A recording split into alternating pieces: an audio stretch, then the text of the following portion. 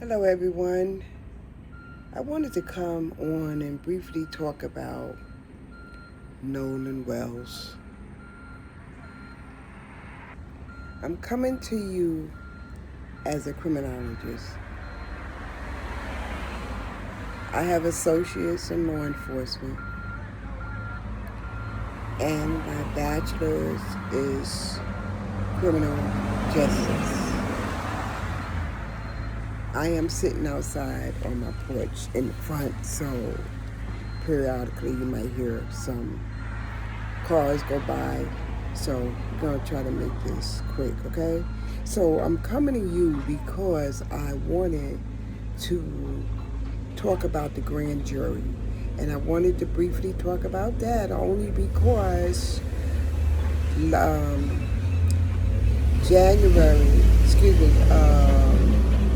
November of 2024 to January, the end of January, I was a part of a grand jury here in Fitzgerald, Georgia. I had the opportunity to serve on a grand jury. And so in that state that we were in that position, we had 23 jurists. Now, when I look at Mississippi can have 15 to 25 jurists, meaning that they could use just 15. So what happens is when they first come, you got to be a civic, you have to be registered to vote. That's stipulation to get on the juries. Got to be registered to vote. The town that you live in, the county, whatever they send out, it's the county. They send out notices that they want you to come participate in the grand juries. Now, if there's whatever reason you feel that you cannot serve, whether you have a member, family member that's locked up, or somebody that's going through something, or somebody very, very sick, somebody's on medication, they can possibly be excused from being a being a member of the grand jurors. Okay, and let's say they go in, and we're talking specifically about Mississippi, right? Because Mississippi, with all that's going on concerning this case, and being that the coroner decided to, and they're doing their observation of Mr. Wells, they took his throat, took his lungs. That was deliberate. I feel they did it deliberate. They did it, the coroner did it to hide the fact that, remember, before they even got him, Mr. Wells, into the coroner's office, they had already, the police had already decided that, oh, this is just an open and shut drowning. They already made it that it's about a drowning. It's nothing be seen here, just a drowning. Absolutely not. Absolutely not. The coroner was deliberate. When they went in and they began to examine him, they decided to take bits and pieces out of him just in case there is a second coroner to observe this young man, and which later we find out that there were going to be. Okay? But they had already conspired, and this is a big conspiracy. This whole case, it's a conspiracy that, to me, I really don't want this to be long. It might go long, y'all. I really don't want it to be, because I want it to be short to the point, okay? But I'm talking about the grand jurors. So, because is so much involved in this case now, and we are learning. First, they said it was a drowning. And so what did they do? The people did.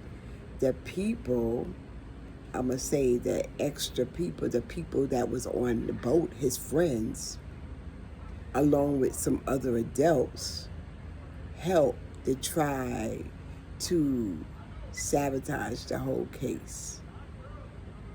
So what they did was, and you could hear from the transcript, listening to the conversation as the young man was calling a sea towel, you could hear the friends and those accompanying on the boat going up to Mr. Wells and asking, and can you see him breathing, telling him to wake up, wake up, wake up. And they saying that, telling him to wake up, because the person that went to choke him, they thought they was putting him to sleep. They killed him. They killed him. And this has to say about having underage kids on a boat, drinking, unsupervised. So a lot of people are going to have to answer to what happened on July 4th. Okay?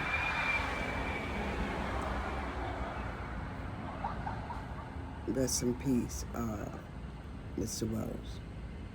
So, because people did not say anything at first, all we heard was the people that came back home from Horn Island, they woke up the next day, after telling the mom, they tried to blame the fact that Mr. Wells went off with a woman. That was a lie. That was all a deliberate lie that they concocted to try to throw people off. And then went back later on that night, I believe they went back later on that night and decided that we're going to put him in the water, and we're going to let the security, we're going to let security find Mr. Nolan. But they didn't think about human behavior after a death, how your body reacts after a death. Nobody thought about that. Nobody thought about that. I guess for intention purpose, they didn't get a hold of Mr. Bart's dad, who's a doctor, before they did their plans. Okay? So what happens is, going back to the grand jury, the police sheriff, they already basically was like, it's nothing here to see. So that's okay. So now you basically took the case, you put the case before the people. And we, the people of the land, have investigated for use in Mississippi. And we, the people of the land, have concluded that it was a conspiracy, it was murder, it was a conspiracy, it was tampering with a court. And so now we demand that arrests be taking place now. And we have Warren, we have Tristan, we have, what's his name, Wyatt, definitely Bart. There were some females on the boat. So everybody that was on the boat, those 7 people, and I believe it's really, I believe it's 6 people, because the 7th person, I believe, when Wyatt was counting, I believe he counted Nolan, and Nolan is deceased. So we need at least 6 people to be arrested right now. Somebody asked a question, how is it that they got lawyers? Well, they got lawyers because that was a sign for all of us in the country to acknowledge that was a sign of guilt. So they all went and got lawyers because with a lawyer representing them, they feel they ain't got nothing to say. But understand that this area right here where they down at Ocean Springs, that's a town of entitlement, y'all. Keep that in mind, entitlement, okay? We learned that Bart's dad is a big-time doctor for pain management. And Nola's mom, unfortunate, they both work at the same hospital. Well, let's keep her in prayer. But again, getting back to the grand jury, a grand jury is necessary when the DA seems to be having an issue with how to bring a charge. So therefore, the DA has to go before the grand jury. And as I said, back in the latter end of 2024, I was selected to be on the part of a grand jury here in Ben Hill, Georgia. And at the time, yes, I tried to get out of it like anybody else would. And so I knew I was going to get out of it. But guess what? I ended up on it. And as it turned out to be a great experience. Now what I found out is that here in Georgia, Ben Hill County, the term limit for a grand jurist here is 3 months. But when I look up in Mississippi, it's 6-month term. So that means within that 6 months of you being a grand jury, number one, you cannot tell anybody that you are a grand jurist. You cannot tell anybody of the cases. So when they called us in and we had to proceed, we were given 50 cases. It was 50 cases we had to decide. And we could not say anything for the term that we were grand jurists. We could not tell anybody that we were grand jurists. We could not speak about any of the cases.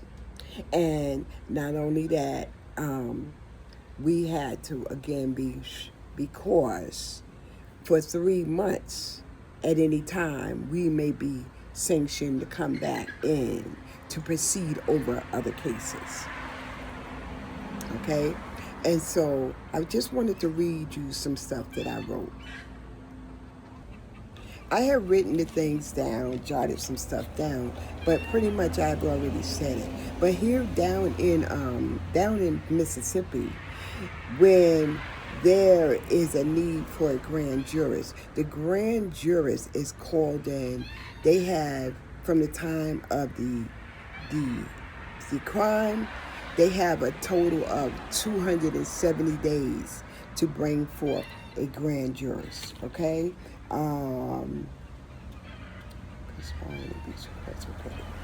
I predict that the charges are going to be murder, conspiracy to murder, abuse of course.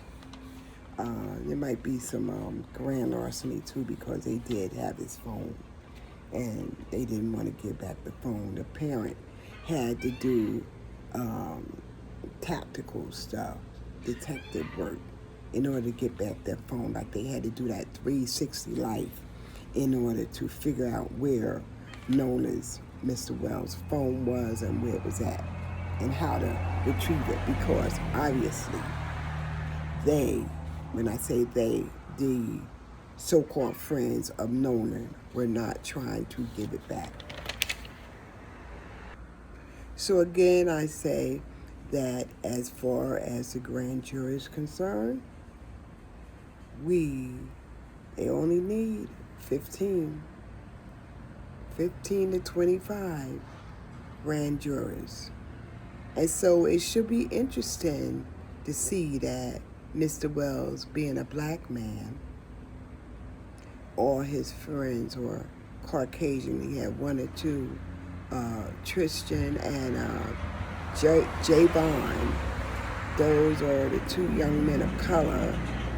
They were also friends of Mr. Wells, as well as Bart and White and them. They were all friends. So you could expect from 15 to 25 grand jurists. And again, let's see how many jurists end up on the panel of color. Now again, they only need a total of 15 jurists to agree. So what happens is the DA is going to come and she's going to present the case to the jurors on July 4th. Our deceased Mr. Wells went out with a group of his friends. They went on a boat ride. They went to the Horn Island. And this young man never returned home. A few days later, he washed up upon the land. And then they're going to talk about a few other little things about they're going to talk about the phone. They're going to talk about the boat. They're going to talk about the conversation that went on when Mr. Wyatt called for the sea tow. And they are also going to probably talk a little bit about the grandpa who used to work for Sea Tow. He used to sell the boats. And so it's quite interesting that Mr. Jerry Atkinson called the Sea Tow captain and told them, don't bother going out there. They'll figure it out. Are you sure they'll figure it out, or did you figure it out? So again, like I said, it involved these young men and women, as well as some adults that had their hands in it. I'm not going to talk about the judge, because the judge, she's going to have enough on her hands. She'll probably be disbarred. She would definitely be taken off the bench. Her job as a judge is over. Her job as a judge is over. She will be taken off the bench and possibly lose her law license. So again, let's keep the families in prayer.